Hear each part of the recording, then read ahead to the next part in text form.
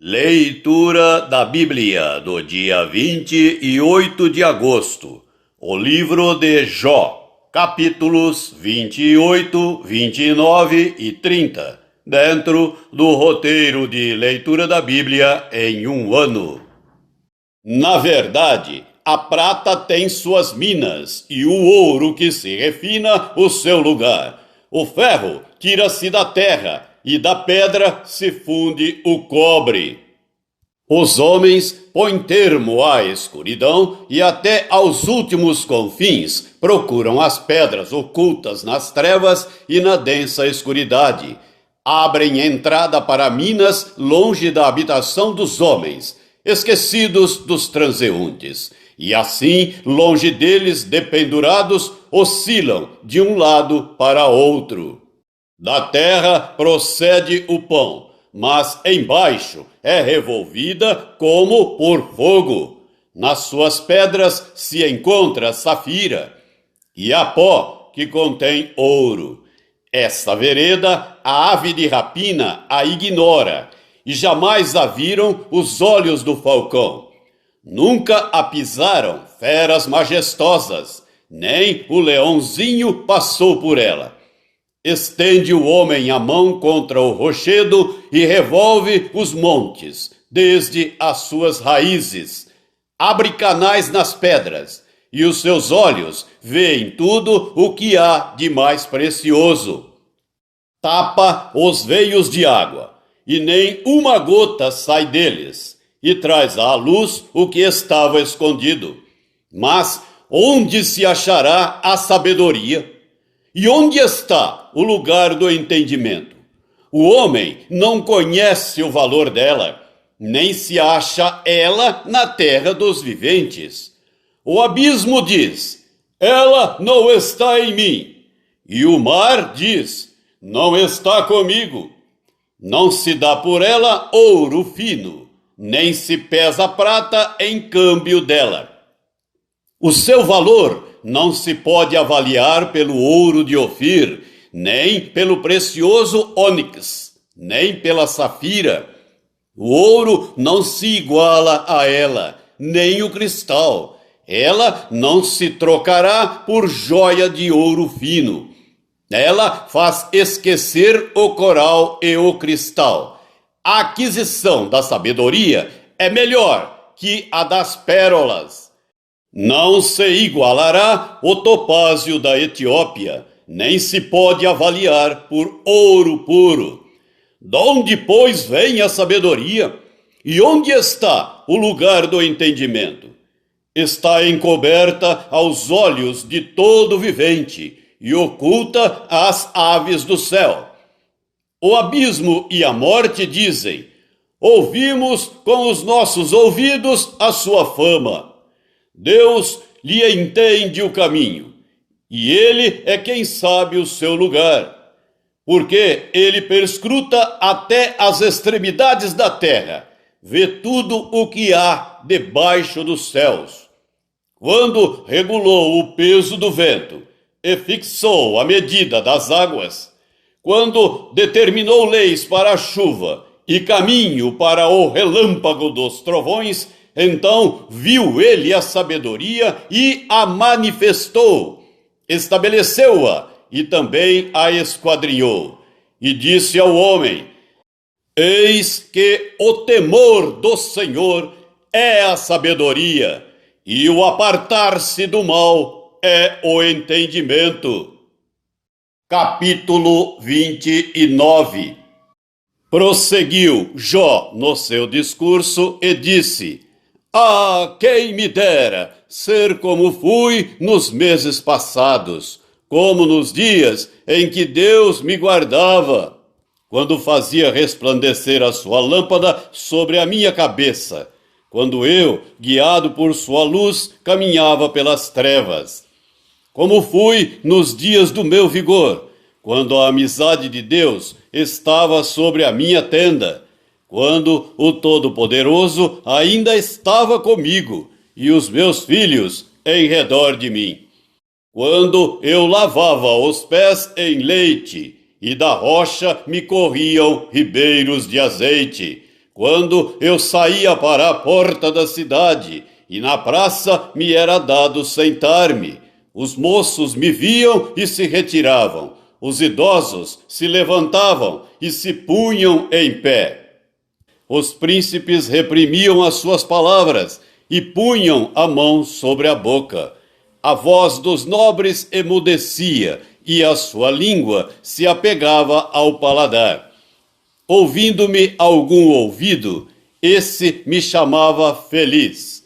Vendo-me algum olho, dava testemunho de mim, porque eu livrava os pobres que clamavam, e também o órfão que não tinha quem o socorresse. A bênção do que estava a perecer vinha sobre mim, e eu fazia rejubilar-se o coração da viúva. Eu me cobria de justiça, e esta me servia de veste. Como manto e turbante era a minha equidade.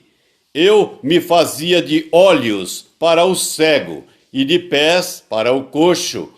Dos necessitados era pai, e até as causas dos desconhecidos eu examinava.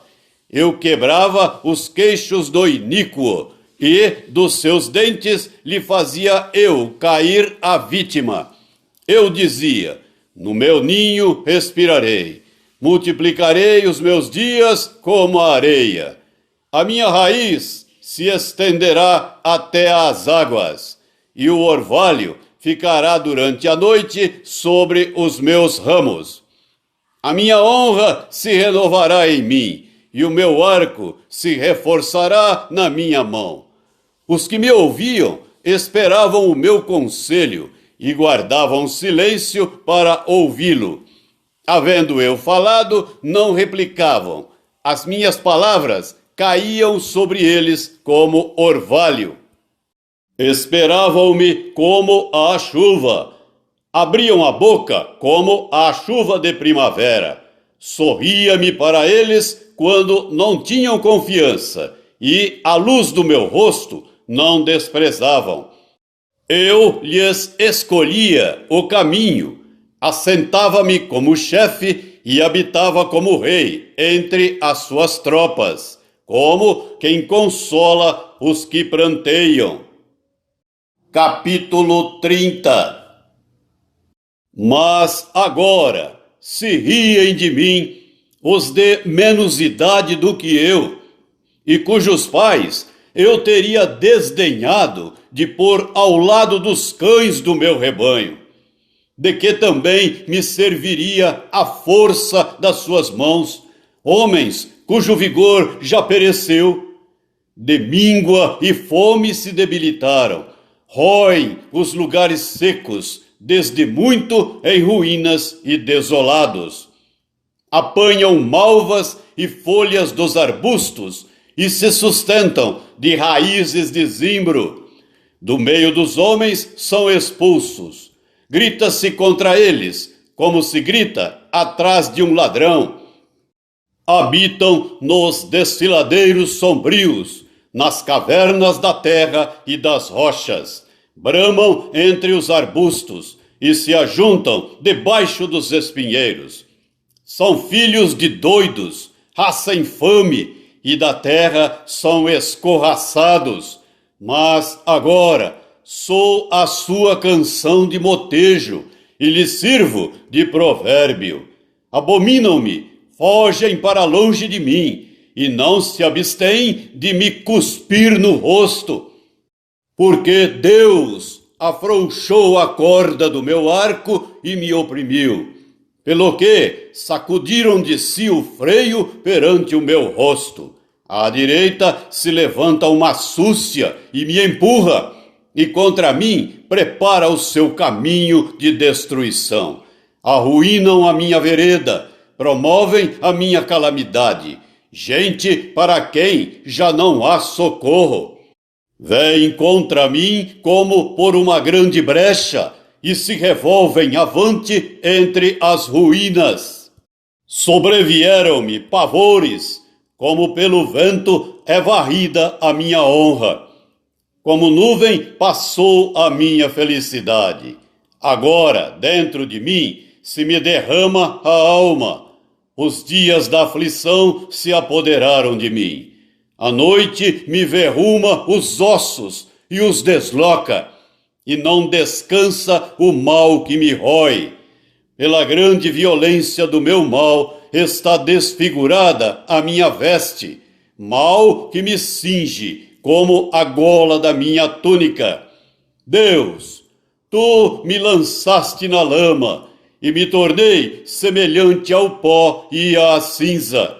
Clamo a ti e não me respondes. Estou em pé, mas apenas olhas para mim.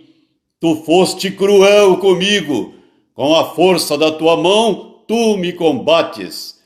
Levantas-me sobre o vento e me fazes cavalgá-lo. Dissolves-me no estrondo da tempestade, pois eu sei que me levarás à morte e à casa destinada a todo vivente.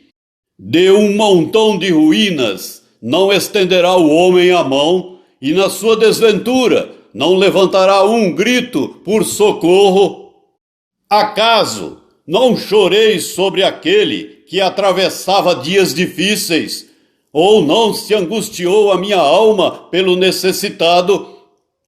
Aguardava eu o bem, e eis que me veio o mal. Esperava a luz, veio-me a escuridão. O meu íntimo se agita sem cessar, e dias de aflição me sobrevêm. Ando de luto sem a luz do sol. Levanto-me na congregação e clamo por socorro. Sou irmão dos chacais e companheiro de avestruzes. Enegrecida se me cai a pele, e os meus ossos queimam em febre. Por isso a minha harpa se me tornou em prantos de luto, e a minha flauta em voz dos que choram. A segunda carta do apóstolo Paulo aos Coríntios, capítulo 2, do versículo 5 até o versículo 17. Ora, se alguém causou tristeza, não o fez apenas a mim, mas para que eu não seja demasiadamente áspero, digo que, em parte, a todos vós. Basta-lhe a punição pela maioria. De modo que deveis, pelo contrário, perdoar-lhe e confortá-lo, para que não seja o mesmo consumido por excessiva tristeza. Pelo que vos rogo que confirmeis para com ele o vosso amor. E foi por isso também que vos escrevi, para ter prova de que em tudo sois obedientes. A quem perdoais alguma coisa, também eu perdoo, porque, de fato, o que tenho perdoado, se alguma coisa tenho perdoado, por causa de vós o fiz na presença de Cristo, para que Satanás não alcance vantagem sobre nós, pois não lhe ignoramos os desígnios. Ora, quando cheguei a Troade para pregar o Evangelho de Cristo, e uma porta se me abriu no Senhor, não tive, contudo, tranquilidade no meu espírito, porque não encontrei o meu irmão Tito. Por isso, despedindo-me deles, parti para a Macedônia. Graças, porém, a Deus, que em Cristo sempre nos conduz em triunfo, e por meio de nós manifesta em todo lugar a fragrância do seu conhecimento, porque nós somos para com Deus o bom perfume de Cristo, tanto nos que são salvos como nos que se perdem. Para com estes, cheiro de morte para a morte, para com aqueles, aroma de vida para a vida. Quem, porém, é suficiente para estas coisas? Porque nós não estamos como tantos outros, mercadejando a palavra de Deus. Antes, em Cristo, é que falamos na presença de Deus, com sinceridade e da parte do próprio Deus. Salmo 42. Como suspira a corça pelas correntes das águas, assim por ti, ó Deus, suspira a minha alma. A minha alma tem sede de Deus, do Deus vivo. Quando irei e me verei perante a face de Deus? As minhas lágrimas têm sido o meu alimento, dia e noite, enquanto me dizem continuamente: o teu Deus, onde está? Lembro-me destas coisas, e dentro de mim se me derrama a alma, de como passava eu com a multidão de povo e os guiava em procissão à casa de Deus, entre gritos de alegria e louvor, multidão em festa. Por que estás abatida, ó minha alma? Por que te perturbas dentro de mim? Espera em Deus, pois ainda o louvarei, a Ele meu auxílio e Deus meu. Sinto abatida dentro de mim a minha alma. Lembro-me, portanto, de ti nas terras do Jordão, e no monte Hermão, e no outeiro de Mizar. Um abismo chama outro abismo, ao fragor das tuas catadupas. Todas as tuas ondas e vagas passaram sobre mim. Contudo, o Senhor durante o dia me concede a sua misericórdia, e à noite comigo está o seu cântico, uma oração ao Deus da minha vida. Digo a Deus, minha rocha, por que te olvidaste de mim? Por que hei de andar eu lamentando sob a opressão dos meus inimigos? Esmigalham-se-me os ossos, quando os meus adversários me insultam, dizendo e dizendo: o teu Deus, onde está? Por que estás abatida, ó minha alma? Por que te perturbas dentro de mim? Espera em Deus, pois ainda o louvarei. A Ele, meu auxílio e Deus meu.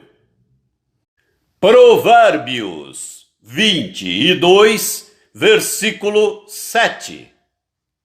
O rico domina sobre o pobre, e o que toma emprestado é servo do que empresta.